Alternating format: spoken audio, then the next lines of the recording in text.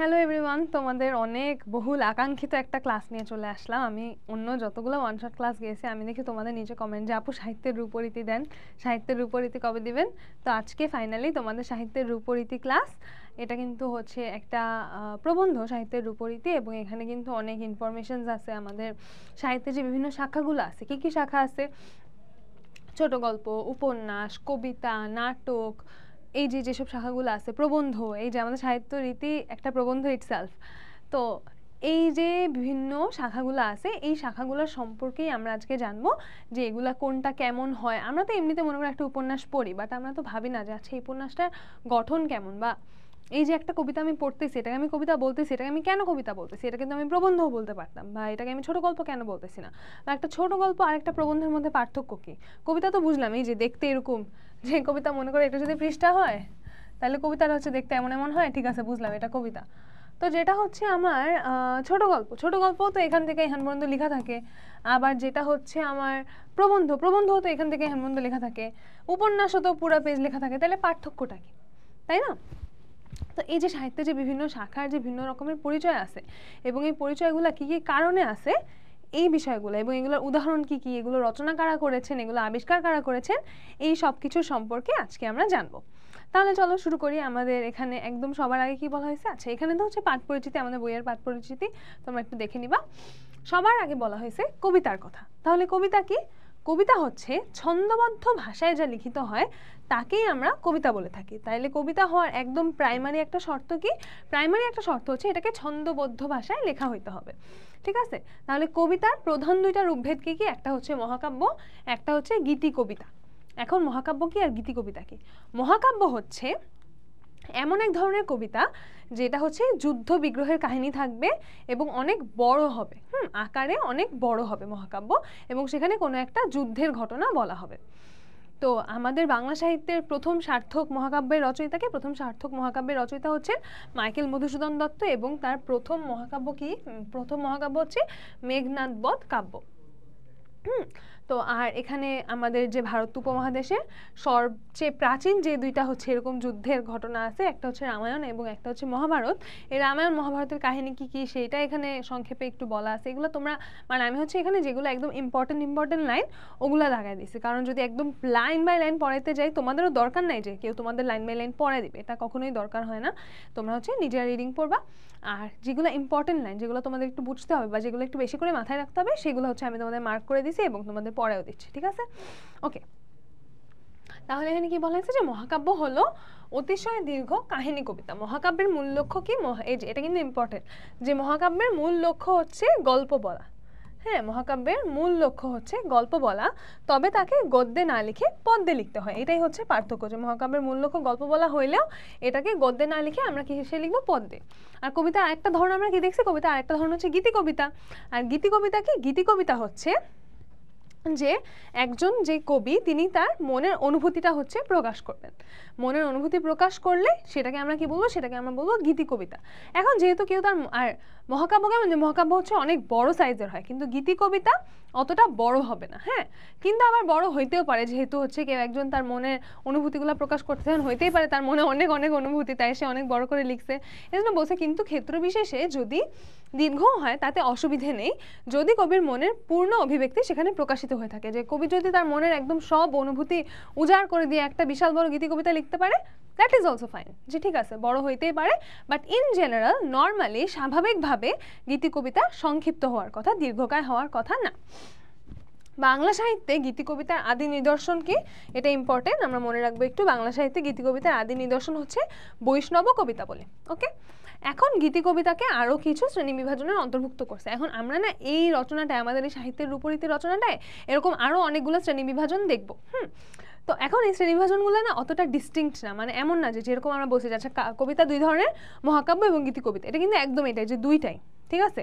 কিন্তু আমরা বাকি যেগুলো দেখবো, যে এই যে গীতি কবিতাকে যে অনেক ধরনের ভাগে ভাগ করা হয়েছে, এখন এগুলো হচ্ছে সৃজনশীল ব্যাপার, তাই না? একজন মানুষ তার মনে সৃজনশীলতা থেকে এক এক ধরনের কবিতা রচনা করছেন। এটার কোনো গদবাঁধা নিয়ম নাই যে আমার কবিতাটা হয় প্রেমমূলকই হইতে হবে অথবা প্রকৃতি নিয়েই হইতে হবে, এরকম কোনো গদবাঁধা নিয়ম নাই। তো এগুলো হচ্ছে যে যত রকমের কবিতা এখন পর্যন্ত পাওয়া গেছে সেগুলোকে বিভিন্ন ক্যাটাগরিতে বিভক্ত করে এই ক্যাটাগরিগুলো আমাদের দেয়া আছে, বাট এমন না যে শুধু এগুলাই আছে বা এর বাইরে আর কিছু হইতে পারে না।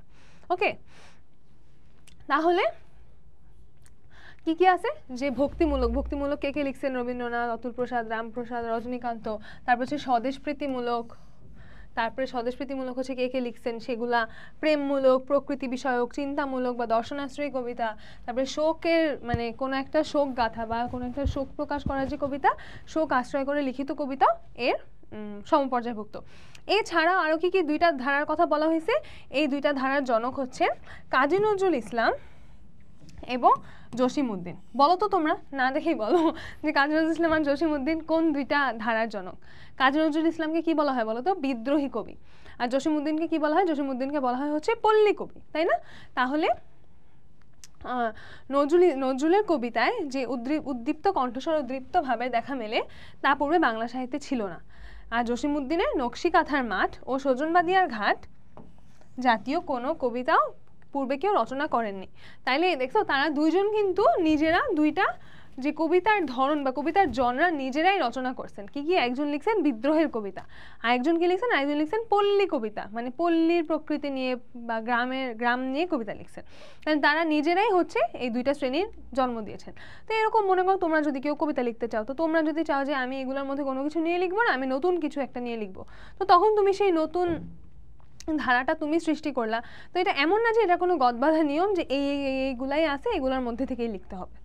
ওকে, আচ্ছা, কবিতা গেল। কবিতা আমরা কি কি জানলাম? কবিতা হচ্ছে মহাকাব্য এবং গীতি কবিতা। মহাকাব্য হচ্ছে কোনো একটা যুদ্ধ বিগ্রহের কাহিনী নিয়ে অনেক বড় একটা কবিতা হয়, এবং গীতি কবিতা হচ্ছে কবির মনের অনুভূতি প্রকাশ করা হয়। গীতি কবিতার অনেকগুলো ধরন আমরা দেখলাম, এবং তারপরে কি কি দেখলাম? যে কাজী নজরুল ইসলাম বিদ্রোহী কবিতা রচনা করেছেন, এবং জসিমউদ্দিন তিনিও একটা নতুন ধরনের কবিতা রচনা করেছেন, এবং তাকে বলা হয় পল্লী কবি। ডান, কবিতা ডান অ্যান্ড ডাস্টেড। ওকে, এরপর কি আছে? এরপর আছে আমাদের নাটক। নাটক সম্পর্কে বলা হয়েছে যে আমাদের বিশ্ব সাহিত্যে নাটক সর্বাপেক্ষা প্রাচীন। এটা একটা ইম্পর্টেন্ট ইনফরমেশন, এটা কিন্তু আমাদের এমসিকিউতে দিয়ে দিতে পারে, ঠিক আছে? এটা আমরা মনে রাখবো যে বিশ্ব সাহিত্যে সর্বাপেক্ষা প্রাচীন বা সবচেয়ে পুরনো কোনটা? সবচেয়ে পুরনো হচ্ছে নাটক। তবে তারপর কি বলা হয়েছে? যে নাটকের লক্ষ্য পাঠক নয়, নাটকের লক্ষ্য সর্বকালেই দর্শক সমাজ। যে নাটক মানে কি? নাটক মানে কি? আমরা কোনো নাটক যখন আমরা বলি তখন আমরা কি ভাবি? যে নাটককে আমরা কোথাও একটা পড়তেছি, এটা আমাদের মাথায় আসে আগে, নাকি নাটক আমরা যে টিভিতে দেখি বা এখন আমরা ইউটিউবে দেখি এগুলো আমাদের কাছে নাটক মনে হয় না? তো আগে নাটক কি হতো? আগে হচ্ছে নাটক মঞ্চে অভিনয় করা হতো। তাইলে নাটকের মূল উদ্দেশ্য তো পড়া না, নাটকের মূল উদ্দেশ্য হচ্ছে দেখা। এই জন্য বলা হয়েছে যে নাটকও একটা সাহিত্যের অংশ, কারণ নাটক তো আগে লিখে কোনো একজন লেখক, কিন্তু নাটকের মূল উদ্দেশ্য পাঠক নয়, নাটকের মূল উদ্দেশ্য হচ্ছে যারা নাটকটা দেখবেন বা যারা দর্শক তারা। এরপর বলা হয়েছে সাহিত্যের সকল শাখার ভিতরে নাটকই একমাত্র যা সরাসরি সমাজ ও পাঠক গোষ্ঠীকে প্রভাবিত করতে চায় এবং সক্ষম হয়।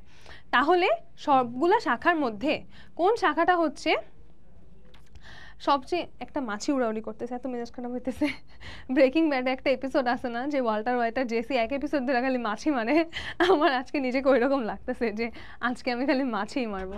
এনিওয়েজ, তারপর যে সাহিত্যের সকল শাখার ভিতরে নাটক হচ্ছে একমাত্র যা সরাসরি পাঠক গোষ্ঠীকে প্রভাবিত করতে চায় এবং সক্ষমও হয়। কারণ নাটকের প্রভাবটা কিন্তু সবচেয়ে বেশি, কারণ নাটক হচ্ছে সকল শ্রেণীর মানুষের কাছে পৌঁছাইতে পারে। যেমন মনে করো একজন অশিক্ষিত মানুষ, এই কথাটা কেন বলে একটু এক্সপ্লেন করি। এটা আমাদের কিন্তু অনুধাবনমূলক প্রশ্নে আসতে পারে যে নাটক কেন হচ্ছে সমাজকে সবচেয়ে বেশি প্রভাবিত করতে পারে।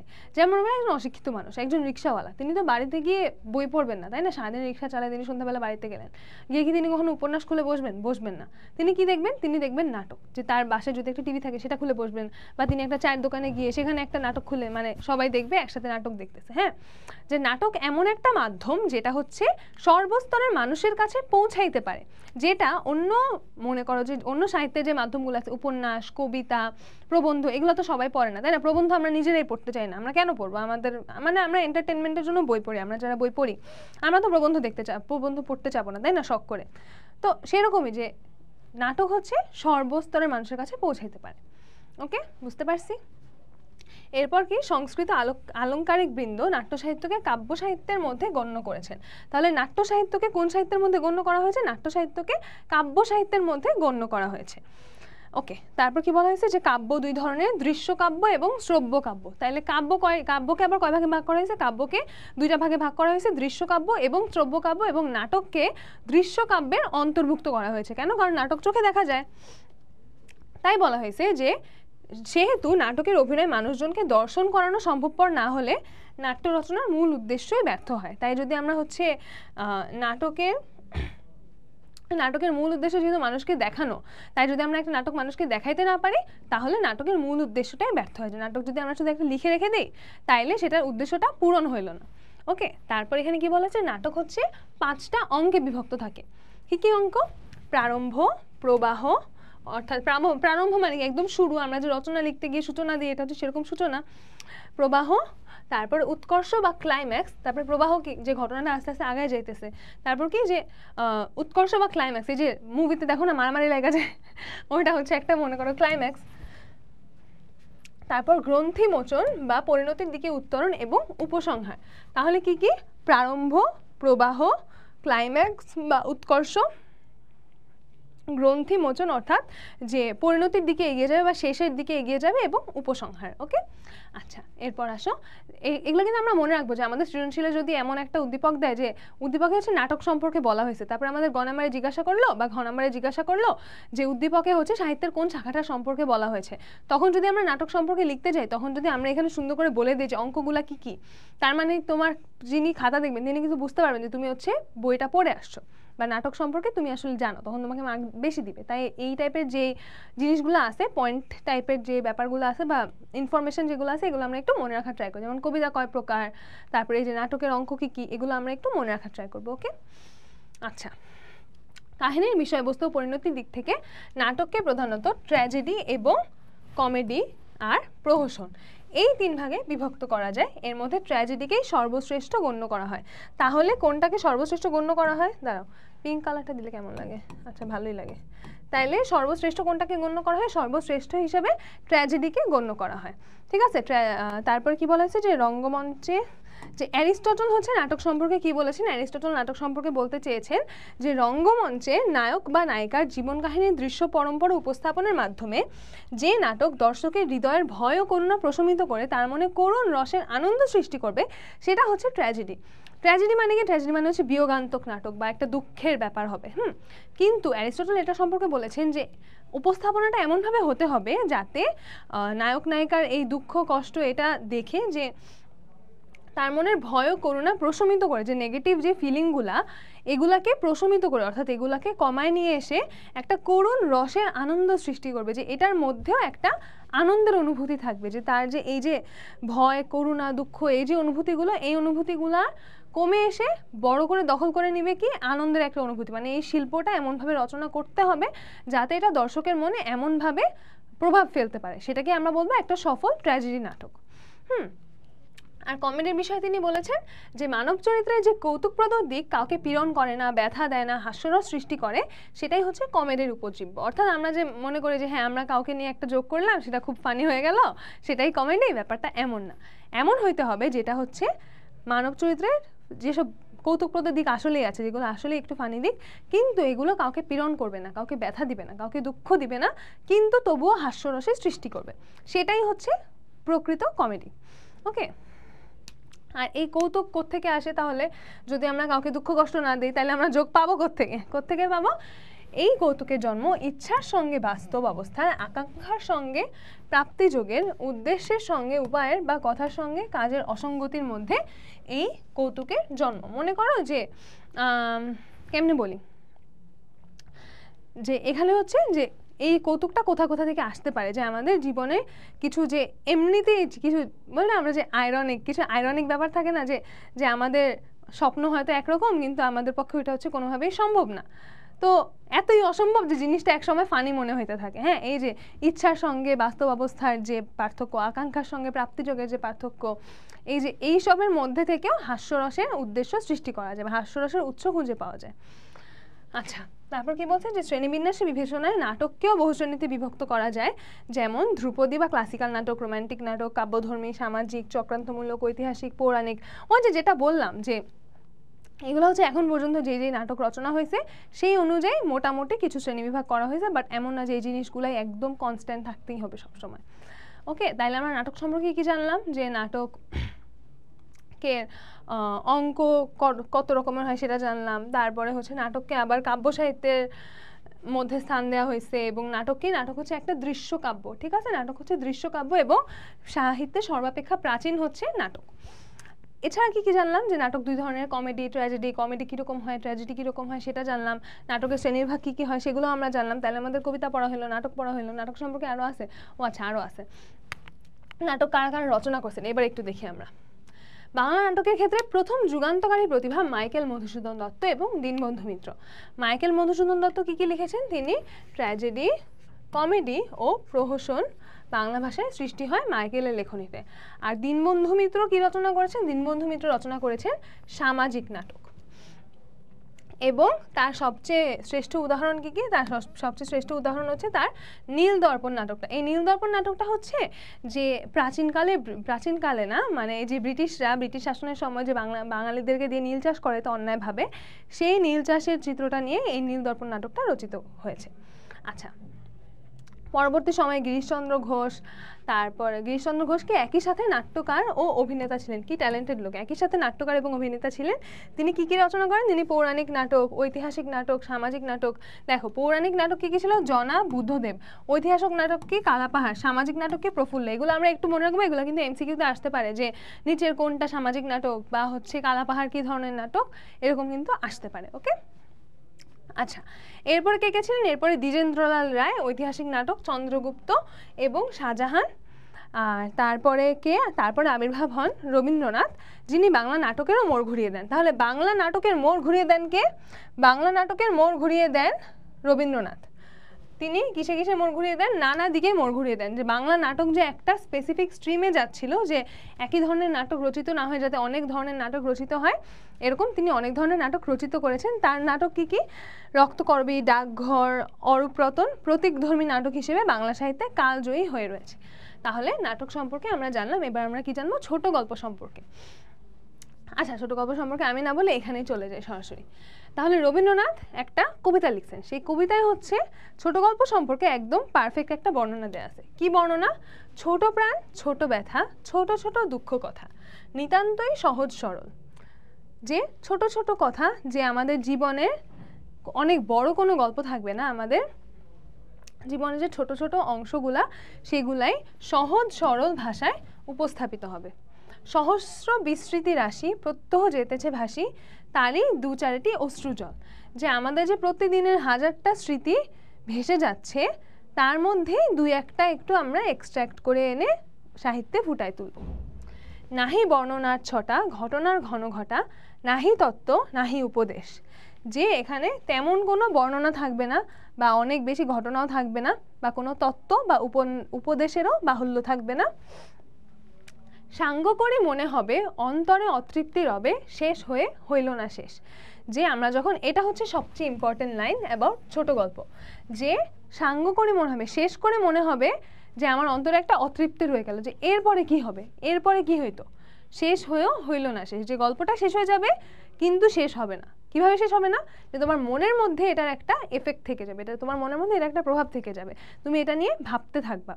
এইটার মানেই হচ্ছে শেষ হয়েও হইল না শেষ। তোমরা যারা রবীন্দ্রনাথের ছোট গল্পগুলো পড়ছো তোমরা জানবা।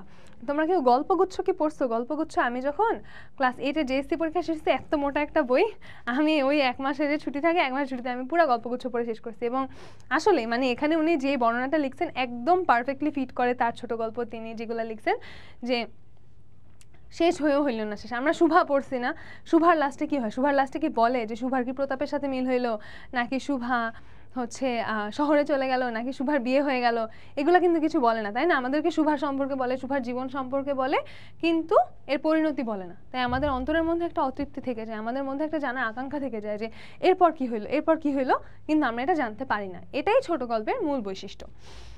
ঠিক আছে, এখানে এটাই বলা হয়েছে যে কখনোই কাহিনীর ভিতরে ঘটনা শুরু থেকে শেষ পর্যন্ত বলে দেয় না, যেমনটা উপন্যাসের ক্ষেত্রে ঘটে।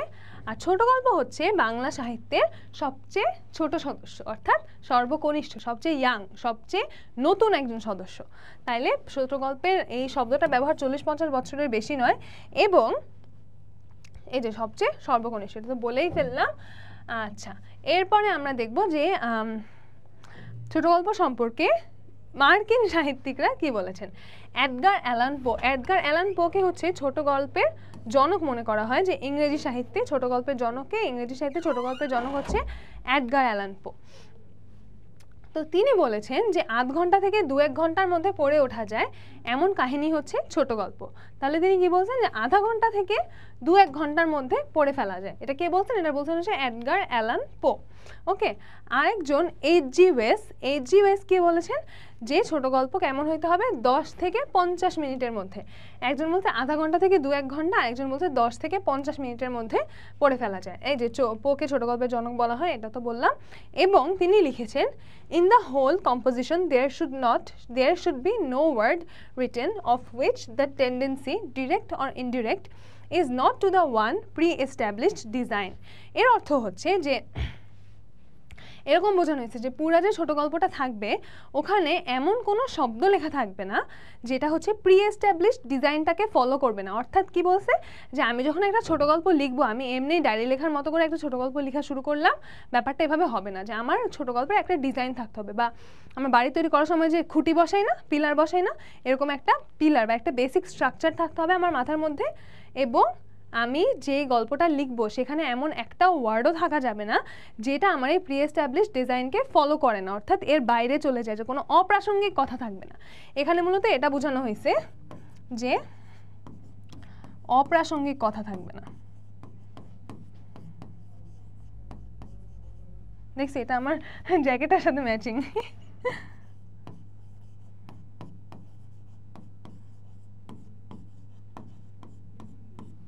Okay, undue brevity is just as exceptional here as in the poem, but undue length is yet more to be avoided. এখানে বলা হয়েছে যে undue brevity মানে হচ্ছে, যে ব্রেভিটি মানে হচ্ছে কোনো জিনিস একটা ছোট করা বা কোনো একটা কনসাইজনেস বা প্রিসাইজনেস। যে এখানে কবিতায় যেরকম অনেক ছোট থাকে, এত ছোট হবে না, কিন্তু undue length is yet more to be avoided। যে আনডিউ লেংথ, যে অযথাই এটাকে লম্বা করা আরও বেশি অ্যাভয়েড করতে হবে, যে অযথাই একদম ছোট করা যাবে না এবং অযথাই বেশি লম্বা করা যাবে না। এটা হচ্ছে কে বলেছেন? এটা বলেছেন এডগার অ্যালান পো। এডগার অ্যালান পোই তো বলছে, রাইট?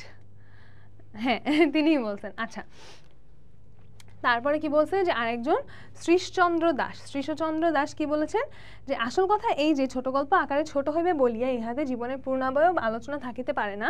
জীবনের খণ্ডাংশকে লেখক যখন রসনিবিড় করিয়া ফুটাইতে পারবেন তখনই ইহার সার্থকতা। আচ্ছা, এটা তো বুঝছই তাই না? এই লাইনটা তো আমি অনেকবার বুঝাইছি। ওকে, আরেকটা ইম্পর্টেন্ট হচ্ছে যে ছোট গল্পের আরম্ভ ও উপসংহার নাটকীয় হওয়া চাই। অর্থাৎ ছোট গল্প আমরা কীভাবে শুরু করতেছি, কীভাবে শেষ করতেছি, এটার মধ্যে একটা নাটকীয়তা থাকতে হবে, অর্থাৎ একটা মানে হুক থাকতে হবে, যাতে আমার দর্শক হচ্ছে এই জিনিসটা তাকে আরও বেশি আকৃষ্ট করে। ছোট গল্প এরকম হইতে হবে। ওকে, আচ্ছা, তারপর কি বলা হয়েছে, যে বাংলা ভাষায় সার্থক ছোট গল্পকারের অনন্য দৃষ্টান্ত হচ্ছে রবীন্দ্রনাথ। ভেরি ট্রু, তোমরা যারা গল্পগুচ্ছ পড়ছো তোমরা এটা আরও বেশি করে বুঝতে পারবা যে তার ছোট গল্পগুলো আসলেই অনেক বেশি সুন্দর, অ্যান্ড আমার আসলে অনেক পছন্দ।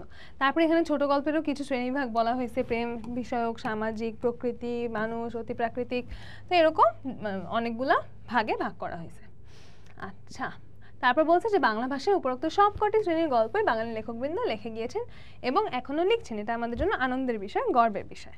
আচ্ছা, এরপরে কি আছে আমাদের? এরপরে আছে হচ্ছে আমাদের উপন্যাস। উপন্যাস তো মনে হয় আমাদের কাছে সবচেয়ে বেশি পরিচিত, এবং আমরা সবাই মনে হয় মোটামুটি 2-1টা হইলেও অ্যাটলিস্ট উপন্যাস পড়ছি জীবনে, তাই না? তো উপন্যাস হচ্ছে পাঠক সমাজে উপন্যাসই সর্বাধিক বহুল পঠিত এবং জনপ্রিয়তার শীর্ষে। যে উপন্যাস হচ্ছে মানুষের সবচেয়ে বেশি চিনে, সবচেয়ে বেশি মানুষ পড়ছে, কারণ উপন্যাস কি বলবো, যে আসলে আমার কাছে মানে সাহিত্য বলতে মনে হয় যে আচ্ছা সাহিত্য মানে তো উপন্যাস, সাহিত্য পড়া মানে আমরা উপন্যাস পড়াকেই বুঝি। এই উপন্যাসটা পড়তে আমার কাছে সবচেয়ে বেশি ভালো লাগে। কেন ভালো লাগে? কারণ উপন্যাসে একটা বড় কাহিনী থাকে, কিছু ক্যারেক্টার্স থাকে যাদের সাথে আমরা রিলেট করতে পারি, যাদের সাথে আমরা যাদের জায়গায় আমরা নিজেদের কল্পনা করতে পারি। এই জন্য উপন্যাস কিন্তু আমাদের ম্যাক্সিমামেরই সবচেয়ে প্রিয় শাখা সাহিত্যের, তাই না? আচ্ছা, তারপর কি বলা হয়েছে, বাংলা সাহিত্যের মধ্যযুগে সব ধরনের মঙ্গল কাব্য ছন্দে রচিত। এটা একটা এমসিকিউর জন্য আমরা মনে রাখি। হ্যাঁ, আচ্ছা, তারপর উপন্যাসের প্রধান উপজীব্য হলো প্লট। আচ্ছা, এটা আমরা মনে রাখবো। প্লট মানে কি? প্লট মানে হচ্ছে একটা উপন্যাস যে শুরুর কনটেক্সটটা, মনে করো প্লট হচ্ছে এটা কোন দেশে, কোন সময়ে, কোন মানে কোন অবস্থানে, তারপর চরিত্র কারা, এই যে এই ধরনের যে একদম একটা উপন্যাসের যে আমরা মূল কাহিনীটা সেট করব, এই মূল কাহিনীটা সেট করাকে বলে হচ্ছে প্লট। এই প্লট বা আখ্যানভাগ হয়ে ওঠে গল্প ও তার ভেতরের উপস্থিত বিভিন্ন চরিত্রের সমন্বয়। আচ্ছা, বাংলা ভাষার প্রথম সার্থক এবং কালজয়ী এবং অনেকের মতে এখন পর্যন্ত শ্রেষ্ঠ উপন্যাস হচ্ছে, আচ্ছা, ঔপন্যাসিক হচ্ছেন বঙ্কিমচন্দ্র চট্টোপাধ্যায়। তাহলে প্রথম সার্থক ঔপন্যাসিক হচ্ছেন বঙ্কিমচন্দ্র চট্টোপাধ্যায়। এবং তার প্রথম লেখা সার্থক উপন্যাস কোনটা? প্রথম সার্থক উপন্যাস কি দুর্গেশ নন্দিনী না? মনে হয় দুর্গেশ নন্দিনী হবে। আচ্ছা, তারপরে হচ্ছে কি বলা হয়েছে, বঙ্কিমচন্দ্রের পরে মহৎ উপন্যাসিক বলতে আমরা প্রধানত রবীন্দ্রনাথ ঠাকুর এবং শরৎচন্দ্র চট্টোপাধ্যায়কে চিনি। একটি পরিসংখ্যানে দেখা গেছে যে পৃথিবীর যেখানে যত বাঙালি রয়েছে তাদের ভেতর সবচেয়ে পপুলার, সবচেয়ে জনপ্রিয় ঔপন্যাসিক হচ্ছেন শরৎচন্দ্র চট্টোপাধ্যায়। আচ্ছা, বাংলা সাহিত্যের আধুনিক যুগে অবশ্য তারাশঙ্কর বন্দ্যোপাধ্যায়, বনফুল, সমরেশ বসু, শহীদুল্লাহ কায়সার, আবু ইসহাক, মাহমুদুল হক, জ্যোতিপ্রকাশ দত্ত, হাসান আজিজুল হক প্রমুখ গল্পকার এবং ঔপন্যাসিক, মানে এছাড়াও বাংলা সাহিত্যে ফেমাস, পপুলার, বিখ্যাত, তারপরে কি বলে, বিখ্যাত ছাড়া আর কি বাংলা সুন্দর শব্দ দেওয়া যায়, প্রসিদ্ধ, হ্যাঁ এই শব্দটাই খুঁজছিলাম। বিখ্যাত প্রসিদ্ধ ঔপন্যাসিক কারা? এই যেখানে যাদের নাম দেয়া আছে তারা। আচ্ছা, এরপরে হচ্ছে কি বলা হয়েছে যে বঙ্কিমচন্দ্রের সমকালে ঐতিহাসিক উপন্যাস হচ্ছে জনপ্রিয় ছিল। এরপরে তার সমসাময়িক রমেশচন্দ্র দত্ত তার মতো ইতিহাস আশ্রিত উপন্যাস রচনা করেছিলেন কি কি, যেমন মাধবী কঙ্কন, রাজপুত জীবন সন্ধ্যা, মহারাষ্ট্র জীবন প্রভাত ইত্যাদি। আচ্ছা, কিন্তু শরৎচন্দ্র চট্টোপাধ্যায়, যেটা বললাম, শরৎচন্দ্র চট্টোপাধ্যায় ছিলেন হচ্ছে সবচেয়ে পপুলার, সবচেয়ে জনপ্রিয়। হ্যাঁ, তো তিনি যেভাবে পাঠকের মন আশ্রয় করে নিয়েছেন, পাঠকের হৃদয় জয় করে নিয়েছেন, এরকম আর কেউই করতে পারেন নাই। ওকে, উপন্যাস শেষ। এরপরে কি আসবো? এরপরে আসবো আমরা প্রবন্ধ। প্রবন্ধ কীরকম হয়? প্রবন্ধ হচ্ছে এমন একটা লেখা যেখানে একটা তথ্যবহুল লেখা হবে, কিন্তু এখানে লেখকের সৃজনশীলতাও থাকতে হবে। গদ্যে লিখিত এমন রচনা যার উদ্দেশ্য পাঠকের জ্ঞান তৃষ্ণাকে পরিতৃপ্ত করা, যে মূল উদ্দেশ্য পাঠকের জ্ঞান তৃষ্ণাকে পরিতৃপ্ত করা, কিন্তু এটা একটা সাহিত্যও হইতে হবে, তাই না? দেখো, গদ্য সাহিত্যের অন্তর্গত হলেও তথ্যবহুল রচনা হলেই তাকে প্রবন্ধ সাহিত্যের উদাহরণরূপে গণ্য করা চলবে না। যে এটা গদ্য সাহিত্যের অন্তর্গত কিন্তু তথ্যবহুল হইলে যে একটা ইনফরমেশন লেখা একটা প্যাসেজ আছে, সেই জন্যই আমরা এটাকে প্রবন্ধ বলে দিব না। কেন দিব না? কারণ সেখানে লেখকের সৃজনশীলতা থাকতে হবে, নাইলে তো এটা হচ্ছে সাহিত্য হইল না, তাই না? যদি না লেখাটি সাহিত্য পদবাচ্য হয়। সাহিত্যের প্রধান লক্ষণ সৃজনশীলতা। সাহিত্যের প্রধান লক্ষণ কি? এটা এমসিকিউতে আসতে পারে। সাহিত্যের প্রধান লেখন হচ্ছে সৃজনশীলতা। তাই আমরা একটা পেপারের কোনো একটা আর্টিকেল দেখলেই বা রিসার্চ পেপার দেখলেই, জ্ঞান বিজ্ঞানের যত লেখা দেখবো সবগুলোকে তো প্রবন্ধ বলা যায় না, তাই না?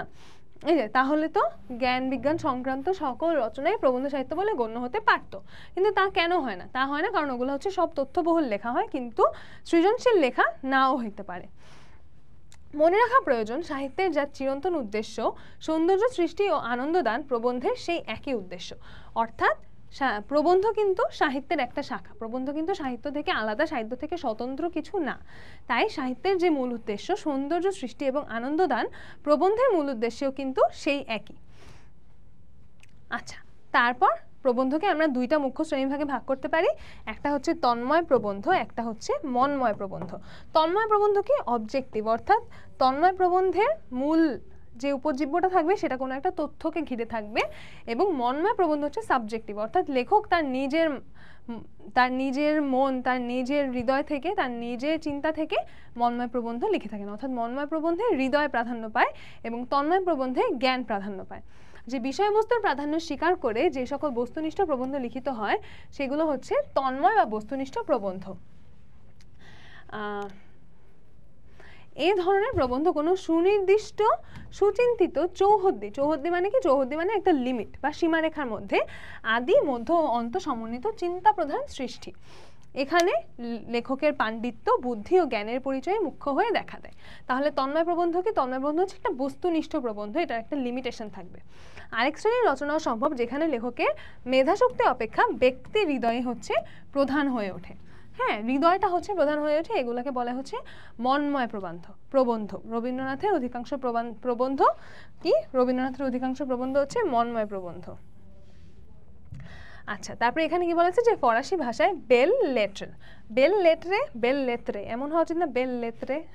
আচ্ছা, বেল লেত্রে নামের একটা হচ্ছে আছে, শব্দ আছে এবং এটার কোনো বাংলা নাই, কিন্তু এটাকে বাংলায় বলা যেতে পারে, ও আচ্ছা বাক্স না, বাংলা এটাকে চারু কথন বলা যেতে পারে। তাহলে চারু কথনকে আমরা কি বলতে পারি? চারু মানে কি? সুন্দর, তাই না? যে সুন্দর করে কোনো একটা কথা বলা, সুন্দর করে কোনো একটা কিছু উপস্থাপন করা, এটাকে আমরা এই বেল লেত্রের মোটামুটি অনুবাদ হিসাবে বলতে পারি।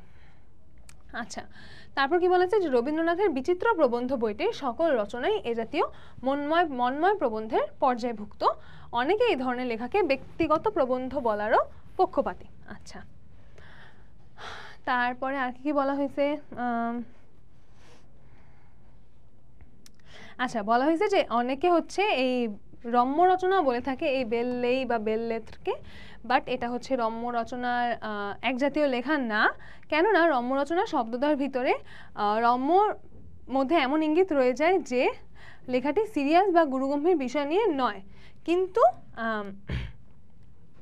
এই মন্ময় প্রবন্ধ এটা কিন্তু আমাদের কোনো একটা সিরিয়াস বিষয় নিয়ে হইলেও হইতে পারে, তাই না? তাই এটাকে রম্য রচনা অনেকে বললেও এটাকে পুরোপুরি রম্য রচনার অন্তর্ভুক্ত করা যাবে না। আচ্ছা, তারপর কি বলা হয়েছে যে বাংলা ভাষায় হচ্ছে অনেক বাংলা ভাষার প্রবন্ধ সাহিত্য হচ্ছে অনেক আয়তনে বিশাল এবং গুণগত মানে অতি উত্তম। রাজা রামমোহন রায় থেকে শুরু করে, তাহলে কাকে থেকে শুরু করে? রাজা রামমোহন রায় থেকে শুরু করে অদ্যাবধি তার প্রবাহমানতা কখনো ব্যাহত হয়নি, অর্থাৎ এখনো ভালো ভালো প্রবন্ধ বাংলা সাহিত্যে লেখা হচ্ছে। ওকে, তারপরে এখানে হচ্ছে শব্দার্থগুলো আছে। তারপরে আমরা এখন দেখব অনুধাবনমূলক প্রশ্ন কি কি আসতে পারে। ট্র্যাজেডি বলতে কি বোঝায়? ট্র্যাজেডি বলতে কি বোঝায় আমরা কি পড়ছিলাম যে ট্র্যাজেডি মূলত কি? ট্র্যাজেডি মূলত হচ্ছে বিয়োগান্তক বা একটা দুঃখের নাটক। তারপরে আমরা নাটক সম্পর্কে একটু বলবো। তারপরে ট্র্যাজেডি সম্পর্কে আমরা কি কি পড়ছিলাম যে ট্র্যাজেডিতে মূলত হচ্ছে কোনো একটা করুণ কাহিনী ফুটে উঠবে। তারপরে হচ্ছে আমাদের অ্যারিস্টটল কি বলছিলেন যে যেগুলো হচ্ছে যে ভয় আর করুণার অনুভূতি প্রশমিত করে একটা করুণ রসের আনন্দ সৃষ্টি করবে। এই লাইনটা যদি লিখে দাও তোমরা দুইয়ে দুই দিবেই, ঠিক আছে? তো এই যে ট্র্যাজেডি সম্পর্কে বইয়ে যেটা আছে ওগুলা একটু মাথায় রেখে আমরা লিখে ফেলবো। দেখো, বাংলার অন্যান্য যেই আমাদের গল্প উপন্যাসগুলো আছে ওগুলায় কিন্তু আমাদের সৃজনশীল লিখতে আরেকটু ইজি হয়, তাই না? যে আমাদের হচ্ছে গল্প আমরা পড়ছি, চরিত্র নিয়ে আমরা হাজিবাজি লিখে দিলাম যে তার অনেক কষ্ট, তার অনেক দুঃখ, তার অনেক আনন্দ, হোয়াটএভার। বাট এই প্রবন্ধটার ক্ষেত্রে কিন্তু আমাদের একটু মাথায় রাখতে হবে যে আমরা কি বলতেছি, কি লিখতেছি, বইয়ে কি লেখা ছিল, একটু ইনফরমেশন বেসড আমাদের আনসারগুলো হইতে হবে। ওকে, সংবাদপত্রের যাবতীয় খবরাখবর গদ্য ভাষায় রচিত হলে প্রবন্ধ সাহিত্য নয়। কেন? এইমাত্র বলছি কেন নয়, কারণ হচ্ছে সাহিত্যের মূল উদ্দেশ্য কি? সাহিত্যের মূল উদ্দেশ্য হচ্ছে সৌন্দর্য সৃষ্টি এবং আনন্দ দান। প্রবন্ধেরও মূল উদ্দেশ্য সেটাই হইতে হবে এবং প্রবন্ধের মধ্যে সৃজনশীলতা থাকতে হবে। সাহিত্যের মূল বিষয় কি? সাহিত্যের মূল বিষয় কিন্তু সৃজনশীলতা। তাই যদি একটা রচনায় সৃজনশীলতা না থাকে সেটাকে আমরা প্রবন্ধ বলতে পারবো না। তাহলে আমরা কি বলতে পারি যে সৃজনশীলতা না থাকায় আমরা এগুলোকে প্রবন্ধ বলবো না। সিম্পল, এক কথায় আনসার, ঠিক আছে? নাটককে দৃশ্যকাব্য কেন বলা হয়ে থাকে? কারণ নাটক হচ্ছে, নাটকের মূল উদ্দেশ্য কি? দর্শক, নাটকের মূল উদ্দেশ্য হচ্ছে দেখানো, যে অভিনয় করে দেখানো, তাই নাটকে দৃশ্যকাব্য বলা হয়। উপন্যাস বলতে কি বুঝো? উপন্যাস বলতে কি বুঝো এতক্ষণ যেটা পড়াইছি ওই অনুযায়ী লিখবা, ঠিক আছে? এবার আসো আমরা একটু সৃজনশীলগুলো কেমন আসে এটা জাস্ট আমরা দেখব, ঠিক আছে? এখানে হচ্ছে ফার্স্টে সাহিত্যের একটা শাখা সম্পর্কে বলা হয়েছে। এর পরিধি খুবই সীমিত, পাত্র পাত্রীও থাকে স্বল্প সংখ্যক, যার শুরু হঠাৎ করে হয় আবার হঠাৎ করেই শেষও হয়। তাইলে এখানে কিসের কথা বলা হয়েছে বলো তো? এখানে কিন্তু ছোট গল্পের কথা বলা হয়েছে, তাই না? যে হঠাৎ করে শুরু হয়, হঠাৎ করে শেষ হয়। উদ্দীপক একে সাহিত্যের যে শাখার প্রতি ইঙ্গিত করা হয়েছে সেটা সম্পর্কে বলো। তাইলে দেখছো এখানে কিন্তু আমাদের নর্মালি যে উদ্দীপক আর আমাদের গল্পের মধ্যে একটা সম্পর্ক দেখাইতে হয়, এখানে কিন্তু ব্যাপারটা পুরোপুরি সেরকম না। এখানে মূলত বলাই হয়েছে ছোট গল্প নিয়ে। তো তুমি সেকেন্ড প্যারা এভাবে লিখবা যে হ্যাঁ ছোট উদ্দীপকে হচ্ছে এই বৈশিষ্ট্য বলা হয়েছে, তারপরে থার্ড প্যারায় গিয়ে জাস্ট লিখে দিবা ছোট গল্প সম্পর্কে তুমি যা যা জানো এবং কোন জায়গাটায় ফোকাস দিতে হবে বেশি, এই যে হঠাৎ করে শুরু হয় হঠাৎ করে শেষ হয় এবং সীমিত পরিধি, যাতে আমাদের উদ্দীপকের সাথে আনসারটা ম্যাচ করে। ওকে, গেল। উদ্দীপক একের সাথে উদ্দীপক দুইয়ের বৈশিষ্ট্যগত ব্যবধান দৃশ্যমান। সাহিত্যের রূপরীতি প্রবন্ধে যেভাবে আলোচিত হয়েছে তা তোমার মতের আলোকে বিশ্লেষণ করো। আচ্ছা, কি বলছে? সাহিত্যের একটি শাখা পাঠক সমাজে খুবই জনপ্রিয়, পরিসর যেমন বিস্তৃত তেমনি পাত্রপাত্রের সংখ্যাও অধিক। আচ্ছা, রচয়িতার দর্শন ও ঘটনার আবর্তন বিবর্তনের মধ্য দিয়ে কাহিনী পরিণতির দিকে ধাপিত হয়। এর প্রধান উপজীব্য হচ্ছে প্লট। এই যে দিয়ে দিছে ক্লু, প্রধান উপজীব্য প্লট। তার মানে কি? তার মানে হচ্ছে এটা উপন্যাস, রাইট? এখানে বলছে যে একের সাথে দুইয়ের বৈশিষ্ট্যগত ব্যবধান বিদ্যমান। তাইলে এক কি? এক হচ্ছে ছোট গল্প। দুই কি? দুই হচ্ছে উপন্যাস। তাহলে ছোট গল্পের সাথে উপন্যাসের কি কি বৈশিষ্ট্যগত ব্যবধান আছে সেগুলো লিখতে হবে। বৈশিষ্ট্যগত ব্যবধান মানে কি? যে বৈশিষ্ট্যের মধ্যে পার্থক্য কি কি? যে ছোট গল্প ছোট হয়, উপন্যাস বড় হয়, উপন্যাসে পুরাটা কাহিনী বলা থাকে, ছোট গল্পে পুরাটা কাহিনী বলা থাকে না। বিজ্ঞানের মতো ছক করবা না কিন্তু, খবরদার ছক করবা না। ফার্স্টে এক প্যারায় ছোট গল্প নিয়ে লিখবা, আর এক প্যারায় বড় গল্প উপন্যাস নিয়ে লিখবা। এভাবে 4টা প্যারা লিখবা। মানে প্রথম প্যারায় বলবা যে হ্যাঁ, যে পার্থক্য আছে। কি মূল পার্থক্য? মূল পার্থক্য আমরা বলতে পারি যে লেংথে মূল পার্থক্য, যে ছোট গল্প সাইজে ছোট হয়, উপন্যাস সাইজে অনেক বড় হয়। শেষ, প্রথম প্যারা শেষ। দ্বিতীয় প্যারায় এসে ছোট গল্প নিয়ে বলবা, তৃতীয় প্যারায় এসে উপন্যাস নিয়ে বলবা, এবং চতুর্থ প্যারায় এসে লেখাটা শেষ করবা যে হ্যাঁ, বলা যায় যে কথাটা যথার্থ। ঠিক আছে? এভাবে লিখতে হবে। আচ্ছা, বিদ্যালয়ে শতবর্ষ উদযাপন উপলক্ষে প্রধান শিক্ষক হাবিব হচ্ছে বিদ্যালয়ের 150 বছরের ঐতিহ্য, সাফল্য ইত্যাদি তথ্যপাত্র সংগ্রহ করে তথ্যবহুল একটি মননশীল লেখা জমা দিয়েছে। তাইলে এটা কি বলতো? এটা হচ্ছে একটা প্রবন্ধ, তাই না? যে তথ্যবহুল একটা মননশীল লেখা।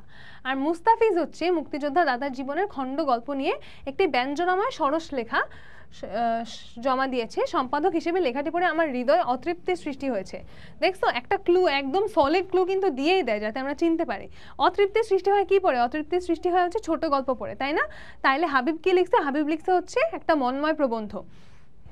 মন্ময় প্রবন্ধ না, প্রবন্ধ লিখছে। তন্ময় না মন্ময় এখানে জানতে চায় নাই। ও হচ্ছে একটা প্রবন্ধ লিখছে। আরেকজন হচ্ছে মুস্তাফিজ। মুস্তাফিজ কি লিখছে? হৃদয় অতৃপ্তি সৃষ্টি করছে, মানে হচ্ছে মুস্তাফিজ ছোট গল্প লিখছে। ওকে, তারপর আমরা গ ঘ যদি দেখি যে উদ্দীপকে হাবিবের লেখাটি সাহিত্যের রূপরীতি প্রবন্ধের আলোকে সাহিত্যের কোন শাখার অন্তর্ভুক্ত?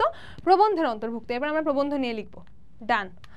সাহিত্যের রূপরীতি প্রবন্ধের আলোকে উদ্দীপকের মুস্তাফিজের লেখাটির বৈশিষ্ট্যগুলো নিরূপণ করো। তাহলে ওর লেখাকে ছোট গল্প, তারপর ছোট গল্পের বৈশিষ্ট্যগুলো লিখবে। দেখছো যে প্রত্যেকটা লেখার কিছু স্পেসিফিক বৈশিষ্ট্য আমাদের মনে রাখতে হবে যাতে আমরা এই আনসারগুলো সুন্দর করে লিখতে পারি। খালি হ্যাঁ এটাকে ছোট গল্প বলছে, ছোট গল্প সাইজে ছোট হয়, এমনি লিখে দিলেই হবে না। ঠিক আছে? ছোট গল্প সম্পর্কে আরও কিছু লাইন্স তোমার, আমি যে দাগায় দিছি ইম্পর্টেন্ট লাইন্স, ওখান থেকে তোমার কিছু লাইন্স মনে রাখতে হবে যাতে তুমি তোমার গ এবং ঘ নাম্বার সুন্দর করে লিখতে পারো। নাহলে কিন্তু তোমার ক্লাসের যে হচ্ছে ফার্স্ট বয় ফার্স্ট গার্ল, সে সুন্দর করে বই মুখস্থ লিখবে, তুমি হ্যাঁ লিখবে হ্যাঁ ছোট গল্প ছোট হয়, বড় গল্প বড় হয়, তোমার কিন্তু 4-এর মধ্যে দিবে 2। ঠিক আছে? এই কাজ কিন্তু করা যাবে না। ওকে, এই সৃজনশীল তোমরা নিজেরা দেখবা, সহজ সৃজনশীল। ও আচ্ছা, এবার এমসিকিউ। ঠিক আছে, সৃজনশীল দেখা শেষ, এবার আসো এমসিকিউ। ছন্দবদ্ধ ভাষায় অর্থাৎ পদ্যে যা লিখিত হয় তাকে কি বলা হয়?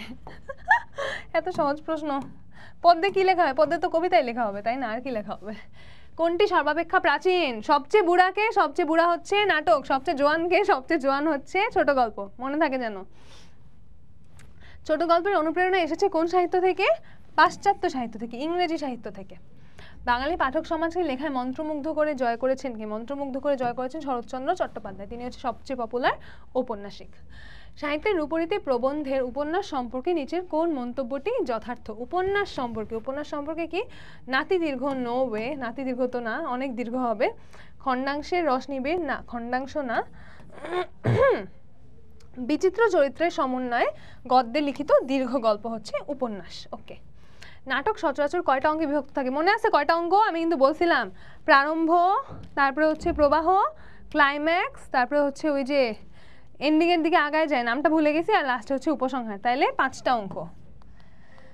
ওকে, সাহিত্যের রূপরীতি প্রবন্ধের আলোকে মহাকাব্য ও উপন্যাসের সাদৃশ্য কোথায়? মহাকাব্য কি করে? অনেক লম্বা একটা গল্প লিখে। উপন্যাসও কি করে? অনেক লম্বা একটা গল্প লিখে। তাহলে সাদৃশ্য কোথায়? দীর্ঘ ঘটনার সন্নিবেশে। যুদ্ধের বর্ণনা কেন হবে না? কারণ যুদ্ধের বর্ণনা, উপন্যাস নট নেসেসারিলি যুদ্ধের বর্ণনা, তাই না? উপন্যাস কিন্তু যুদ্ধের বর্ণনা হইতে হবে এমন কোনো কথা নাই। তাই মূল সাদৃশ্য কোথায়? দীর্ঘ ঘটনার সন্নিবেশ। ওকে, চরিত্রের বিচারে দীনবন্ধু মিত্রের নীল দর্পণ কোন শ্রেণীর নাটক? দীনবন্ধু মিত্রের নাটকগুলোকে কোন ধরনের নাটক বলা হয়েছিল? মনে আছে? দীনবন্ধু মিত্র সামাজিক নাটক রচনা করেছেন, তাহলে সামাজিক। ওকে, রবীন্দ্রনাথ ঠাকুর তার একটি বিখ্যাত রচনায় ফটিক নামক এক দুরন্ত বালকের করুণ পরিণতির কথা সহজ সরল ভাষায় অল্প কথায় নাটকীয় ভঙ্গিতে উপস্থাপন করেছেন। তাহলে কি বলা হয়েছে? সহজ সরল ভাষায় অল্প কথায় নাটকীয় ভঙ্গি। দেখাই বুঝা যাইতেছে কি হবে বলো তো, ছোট গল্প। ওকে আচ্ছা, উক্ত সাদৃশ্যের ভিত্তি কি? ভাষার ব্যবহার, ইয়েস, কারণ হচ্ছে সহজ সরল ভাষা। সমাপ্তির কৌশল তো অবশ্যই, ছোট গল্পতে এটা অনেক ইম্পর্টেন্ট।